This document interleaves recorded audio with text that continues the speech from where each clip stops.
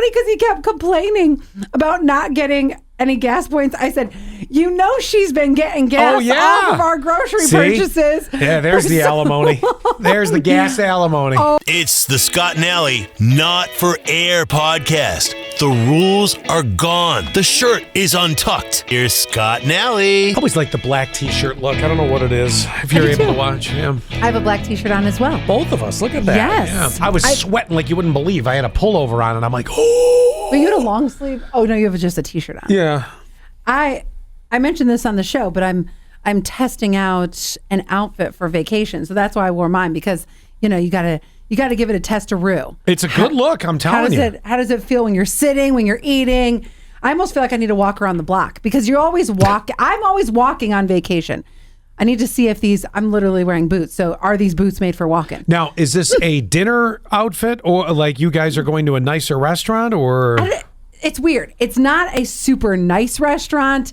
It is a restaurant, though, that is pretty small. So you need reservations. And there's so many of us. So they do have nicer food. Like of course, I already looked at the menu. I was going to say, she's already figured out. She's going to walk in. She's like, I want this, this, and this. Oh, it's so funny. When we decided on what we were going to, where we were going to go, I said, oh, yeah, I've already looked up the menu. Here's what I'm ordering. And then everybody else was like, okay, yeah. So everybody else said, oh, I'm going to get the Brussels sprouts and the duck and whatever else they're getting. I so can't order like that. I don't know what I want till I get there. And then you tell me what I want and I order it. You have to be in the mood for something. I do understand that because sometimes I'll pick something and then I'll change my mind last minute. Yeah. But that'll happen. But you always got to have a second on hand. But then they throw in the specials, and then you're like, "Oh my gosh!" I know you don't even know what the specials are till you get there. Right now, I'm really messed up. Uh-huh. But I don't know. I have the greatest story ever. Yeah. That happened while I was on vacation. Now I was on vacation a couple weeks ago, and one of the things that I had said I was going to do was there's just the things that you always say you're going to take care of, and you never do. And finally on vacation, I've got to take care of it. That's right. This is the one where you weren't traveling, which is a rarity for you on a vacation. Right. So one of the things that Zach and I decided that we wanted to do was to consolidate our Tops card.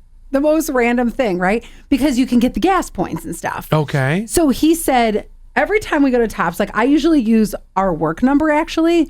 But then I noticed that there weren't a lot of gas points that were coming up. And I'm like, I'm at Tops all the time.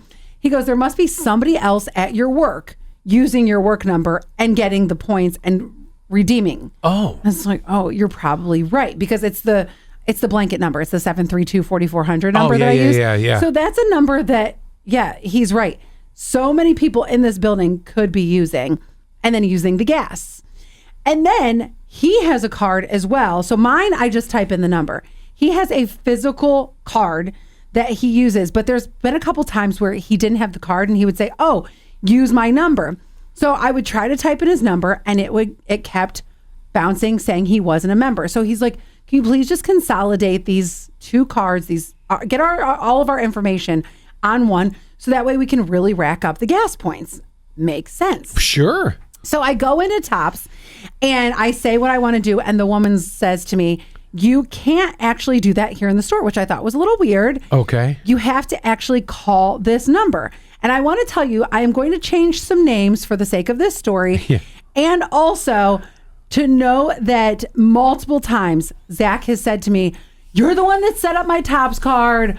You know, what is the number that we're using? Why is it getting kicked back? Like, did you type in my number wrong?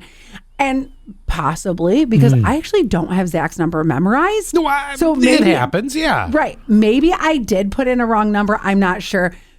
So now you understand why, for all of those reasons, we wanted to consolidate that particular part of our life. We don't consolidate much. But when it comes to gas and getting it cheaper. Right. But when it comes to the Tops card, want to get the Tops card consolidated. So after they tell me, we can't do this in-house, you have to call the number, then okay, fine. So I'm sitting in the Tops parking lot. I call and I tell the woman what I need to do. And she said, no problem. Oh. This is a common request. Okay. Here we are. And she goes, let's start with your card. What is your information? So I give her my information and it's actually a little clunky at this point because she had named an address that was a few addresses ago. Oh, and I was right. like, oh my gosh. Yeah, I lived on Sunset. She goes, nope, not Sunset. And I was like, okay, was it 2 something Bridge Street? Yep, that was it. Okay. I haven't lived on Bridge Street in like 10 years. Well, you set these things up, you forget about them. Exactly. You know? Exactly. I don't know when I got my Wegmans card or where I lived. The other thing that was kind of clunky too, I never remember if I use my legal name or my on-air name. So, Allie, no, that's not even the name here. Alicia, yep, that's it. Okay. So you understand, it's already kind of a clunky process. This is a guessing game all the way through. Oh, just you wait. Oh my God. So now she's like, okay, we finally found you. We've got your information. We've updated it. Perfect. Now let's go over to your significant other. What is the card? I said, I actually have his card. I can read you his card number. Yeah. So I'm reading it. And she goes, okay, and what's the name on that account? And I say, Zach Houseworth. That's his name. That name has not changed. Yes, right. that really is his name. So Zach Houseworth. And she goes, no. No. I'm like, okay. That is his name. And I said, maybe you put it Zachary. Maybe you spelled it wrong. This is a very common mistake. Houseworth is spelled without an E. So it's H-O-U-S. Oh, it's the German way. Houseworth. Yes. Yes. No. And she just kept going, no. Okay. And real quiet. Okay. So I name his address. He lived in Urbana, this little town. If you're out of state, he lived in this town called Urbana. And I give the address and no. Whose card do you have? Wait, hold on. So, and wait, you signed him up, didn't you?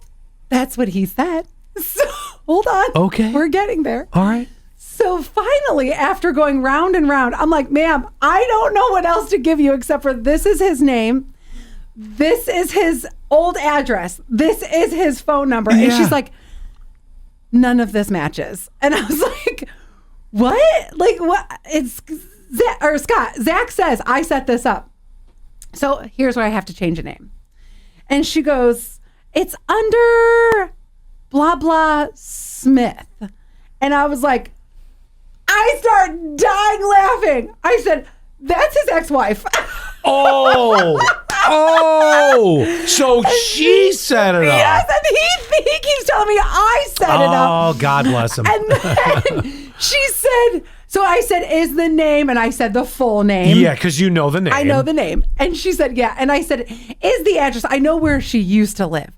Is the address like Knickerbocker Lane? I didn't know the numbers, but I said Knickerbocker Lane, Corning, New York. Uh-huh. Okay. Oh, boy. And she says to me, I could tell this was going to be an awkward situation. I said to her, Not for you or her. When Allie gets home, it might be. I said to her, no, this is so funny. I do not think this is awkward at all. And she said, I couldn't give you any information, really. Right. And on top of that, besides that I can't give you information, I knew it was another woman's name and I didn't know what to do with this information. And so I said, you know what? This is totally funny because he kept insisting I was the one that set him up. No, his ex-wife set him up with the Topps card. None of my information. So she goes, why don't we start from scratch? That's a good idea. Yes. So that's what we did. We started from scratch. Now are you melded into one with a whole new card and no points? Yes. I mean, we have points now, but sure. Yes. Now there is this. I'm tempted. Now, I don't know where Scott, oh my God. I always do this. It's all right. I don't know where Zach's ex-wife lives now. I know where she works. I'm not going to do this, but I said to him, did you want me to go to blah, blah, blah corporation and drop off your ex-wife's Topps card to her? Is she really missing it? I mean, no. Jeez. But I said, it's funny because he kept complaining about not getting any gas points. I said, she's been getting gas off of our grocery purchases. Yeah, there's the alimony. There's the gas alimony. Oh my gosh. Wow. I died laughing. So did he turn? I have to know, when you went, or did you wait to tell him the whole thing? Okay. Until I saw him in person. Did he go bright red? Oh yeah. And he just, oh yeah. And he just kind of like cracked this little smile like, oops. I'm glad you didn't get mad at it, because I just, that stuff doesn't bother me at all. I mean, listen, everybody's been in previous relationships, and I mean, a gas card is something I think you can get past as far as that goes. I mean, you're not going to vacation all the same destinations, but definitely. Oh my God. I've had it where I've stopped a Netflix account. Yeah. Because I could tell that they were using my Netflix account. And honestly, him and his ex-wife don't speak. Yeah. I have a little bit different situation. This is why I think I don't care. First of all, I just know that it's a Topps card. Who cares, Yeah, well, right, exactly. One time I was at a restaurant here locally, and Zach and I were together, and we ran into one of my exes, and I hugged him. And I introduced, and I didn't say this is my ex-boyfriend, but I think he knew, because this was early on in our relationship. And to this day, Zach loves to razz me about it. He's like, you practically were having us do a bro hug in Woodhouse. So if I saw Zach's ex-wife, now I have seen her. I do know what she looks like. Yeah. If I saw her and somebody introduced us, it'd be no problem. We probably would end up being like best of friends and like bitching about him. But we're not going to go there. Yeah. But I have seen some things are better off left alone. Yes, I have seen her. We don't talk to each other or anything like that. I've seen her twice in person. And there has been a part of me that has kind of wanted to just say, hey, but why? Well, because Zach told me she used to listen to us. Okay. And that's the only reason. Hey, nice to meet you. Or what? I really don't know why. I don't know why. Are you sure this isn't the medicine chest, but with a human being? Allie loves to look in a medicine chest. But then again, who doesn't? I don't know why. For somebody who loves closure, there's certain things I love leaving open. Yesterday, I was at a live broadcast, and it was at a fire department locally here in our area. And there is a guy on the fire department that looks exactly like one of my exes. Oh. Because now I'm just racking him up. He looks exactly like one of my exes. And this ex-boyfriend of mine, I adore him. He is a very great guy.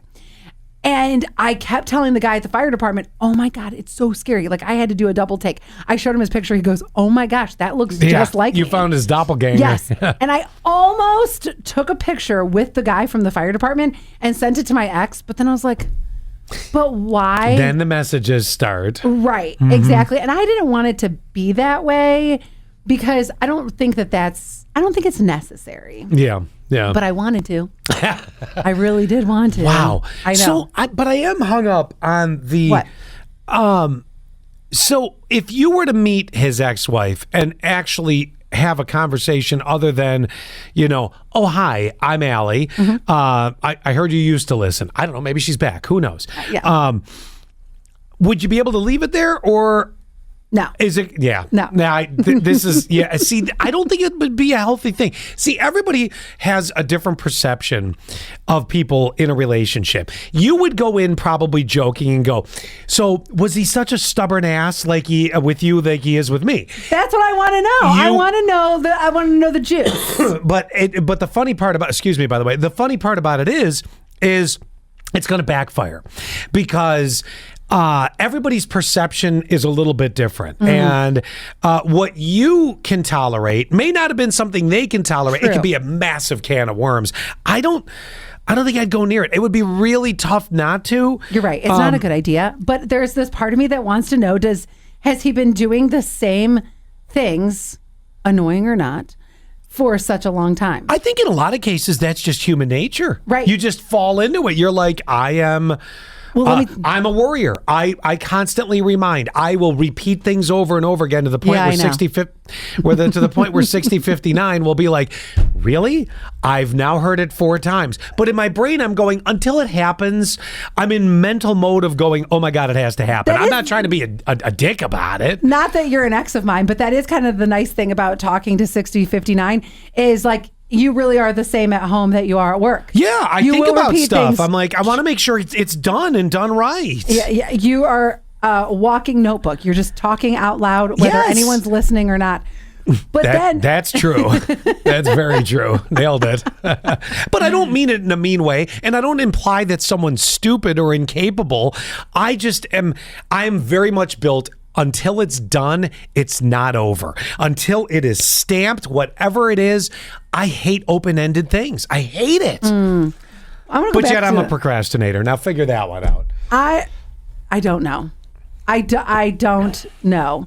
But I know this about exes because I had an ex before that I did not like at all. Still don't like. Yeah. I mean, still hate. Like, Okay. hate. And somebody said to me after we broke up, and they talked about, they're still friends with them, I guess, to a certain degree. And they said, the leopard doesn't quite change his spots. And I knew Well, it. I had a friend of ours, both of us, still say doing the same stuff. people change a little. That was exactly the way he said it. And I'm like, wow, that sums it up. I don't know what friend that is. I'm trying to think of the delivery. But okay, exes. Speaking of exes, Yes.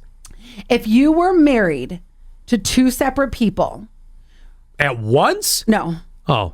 and one you had children with, one you did not. They came later in your life, Yeah. and you died. Who do you? Of course, this is a me question. Who do you get buried next to? The person who was the mother of your children, or so that way your children can visit both of you at the same time, or not that you die at the same time, but you get what I'm saying when they go to visit the grave. Yeah. Or do you get buried next to the most current? So How about we not think of your latest ex with your younger children? Why don't we think of the ex with your older daughter? Because I know that's what you're thinking of your exes. I get that. I'm thinking of how weird situations my family is. So my dad, and this is a wild story. So my dad is buried next to my mom and his first wife. He's in the middle. But she had passed. Really? Well, this is an interesting story. So she had passed away. Now, okay, so little family history. So I have 2 brothers, Gary and Jim. They're older than I am. And their mom passed away when they were very young from, I believe it was Hodgkin's disease. So we're talking late 60s. You know, they did not have the technology they have today that might have made some of the differences. So she had passed away. Obviously, my father had, I believe, a plot of 4. Okay. Now, originally, do the math on this. Buy one, get one? What's going on here? Well, no, but I see. Buy one, get 3 free? Yes, I see what they did. It would have been for my father, his wife, and my 2 brothers. And so there's the 4, okay? Well, lives change and family situations change. So their mom died Right, because before. now, wait, is it Gary and Paula are together? Yes. And then Paula's out on the outs, like She's on the other side of the cemetery. Yeah, like, Yep. as much as they were planning, they weren't planning for them to get married, which I think is kind of funny. Well, this is a crazy story. Now, this is kind of heavy, but it really worked out very well. So my brother's mom, my dad's first wife, she obviously passed and she was buried. Then we go up to the time that my father had passed. So my father passed a year before my mom did. So he gets buried next to his first wife. Then my mom had passed a year later. She's now next to my dad. So you got him on either side of you. He will never rest. But anyway, so then there's one remaining. Now, the interesting thing was, and I know this doesn't answer your question, but listen how crazy this is. Okay. So you're going to remember this. So if you remember 10 or plus years ago, I lost a niece at a very young age. Oh. Yes, I do remember this. Very rare disease, which by the way... Wasn't she only like 26 or No, something? she was very young. Yeah. Younger than that, actually. And it was obviously not something that the family was going, well, fortunately, we have plots everywhere. You know, I mean, she was at a point where you weren't at a life stage really where you were thinking about where you were going to be, you know, put to rest. I'm much older than her. I don't have a plot. Do you? I don't either. Yeah. I mean, put me in a wooden box and set me afloat, I guess. I don't know. You're waiting for space. I know. Right. So at any rate, I remember the conversation. Now, I never had this. It was my brother Jim's daughter, and I never had this conversation directly with him. I had this conversation with my other brother, and I believe I was the one that reminded him. I said, you know, now that this has happened, somebody should remind Jim there's one extra spot open where mom, dad, and your mom is. And that's actually where she was laid to rest, which is actually a really nice thing because now she's with the grandparents and all that. And she wasn't married or engaged not or married, dating. not engaged, no, nothing. Was she dating anybody at the time? I believe so at the time, you know, a long time. I mean, it's been a long time. So that kind of oddly worked out the way that it did. Now, I go to My question? another bizarre one. My Uncle Jim, who recently passed away, well, he was married to my dad's sister, my Aunt Marion. I think they're buried. I know they're buried together, but his after my Aunt Marion passed, it was a number of years ago that she had passed away. So my uncle, I don't want to say moved on, but found companionship with someone else. I don't know if she's buried on the other side of him. It is the weirdest thing. For your parents, that works. Yes, it did work. Because of it being a widowing situation. Yes. But in a non-widowing situation, what would you choose? Okay, Because you got to start fresh, because give it to me one more time and I'm going to tell you my answer, because I had to give you this weird twist as we got into it. It is, if you've been married twice, the one first marriage was with your children's mother. Then there is the one that you're current but no children together. Yeah. Do you get married to both of them, or do you Buried? I got my answer. Yeah. Okay, all right. Or do you get buried next to the one so like your kids can visit their parents together? So here's the thing. It all depends how the relationship ended. Because if you're with someone, Because you're taking that grudge to the grave, apparently. I think people would. I think that really, in today's day and age, you know, people, you know, it's rare to see people that get married young and stay together all the way through like your grandparents would have. I think for a lot of people, it's a 2-3 timer sometimes, or you marry later in life, and you know, you'll see one day, Ellie. But yeah, That's but right. You know, it's one of those things where it depends how it ends, and how it carries through. So let's say my first wife and I were divorced 20 years and then I croak. If there wasn't a good relationship there and I go first, I want a fresh spot, and then you know, the one that you're with that obviously is good when I died, they can go next to me. I think it really depends, because you know what? The kids are always going to remember something. They remember how their parents are after a breakup. Eventually it will, especially as they grow into adulthood, they'll remember, oh, well, so-and-so was not as nice, or never had nice things to say, or they didn't get along. It's very difficult to get along after a breakup. Sure, time heals certain wounds, but I can't guarantee that you're always going to be doing cookouts on Memorial Day and Labor Day together. And think about this. Let's say you die and you are buried next to 6059, which is your current. Sure. Right? And then let's say I'm just using your ex-wife as a hypothetical, your first ex-wife. I was only married once. Thank you. I'm just kidding. So the first mother of your first child. So let's say she's there too. But then all of a sudden, let's pretend she got remarried. I don't know if she did or didn't, but that doesn't matter. And then he's there, and then it just keeps going and going. Eventually, it's got to stop. So I think you got to start fresh. Right. I think you're right. If I was in this position, it would be the one who was like my last love.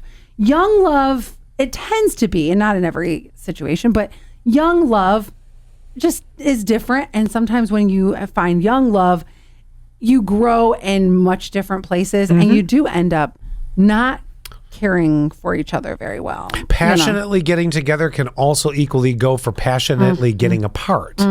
And it can be one of those things. It really all depends on how it played out. Now, But I think, can I say one last thing about that though?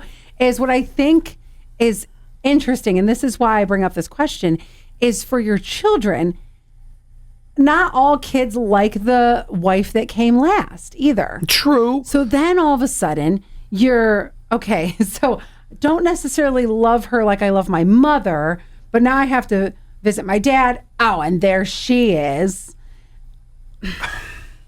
I know.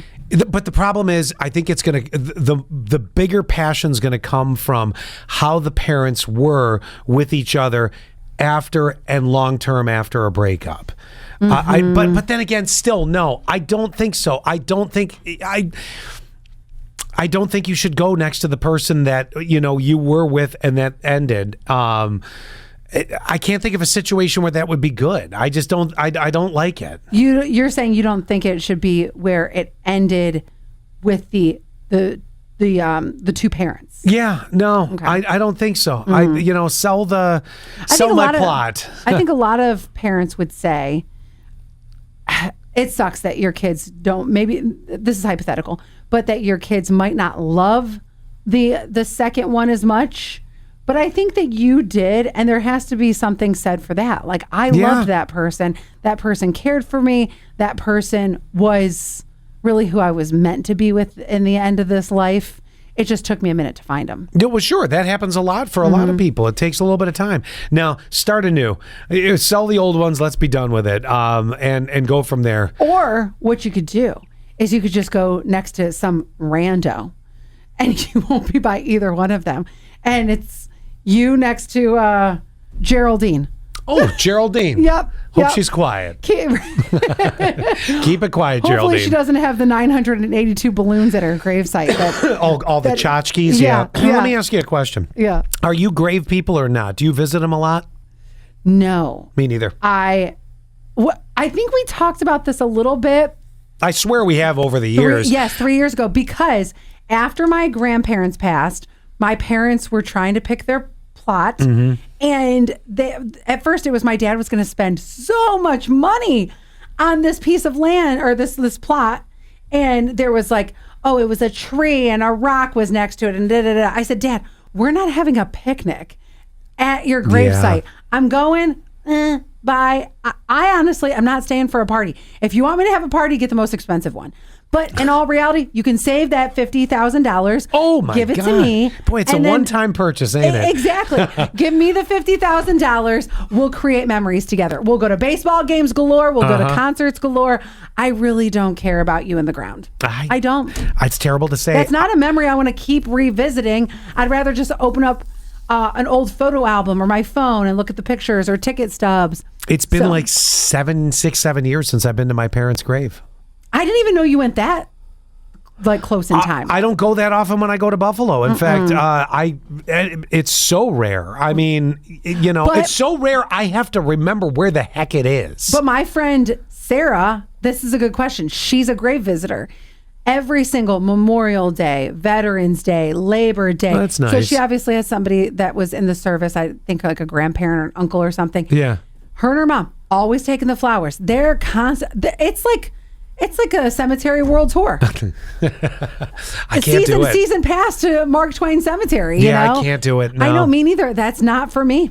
It is not something. I like the one thing that I think that she probably does well is that really sets a time for that reflection, which is something that I don't think that I always do. Something has to come up for me to go, oh, let me reflect about a memory with my grandparents. I had to laugh. This situation just happened this past weekend. We were on our way out to a fall festival, And You're kidding. I know. It's shocking. Yes.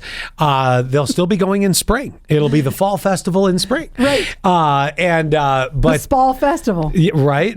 And we stopped with her mom and her sister at her dad's gravesite. Now, I've mentioned this before.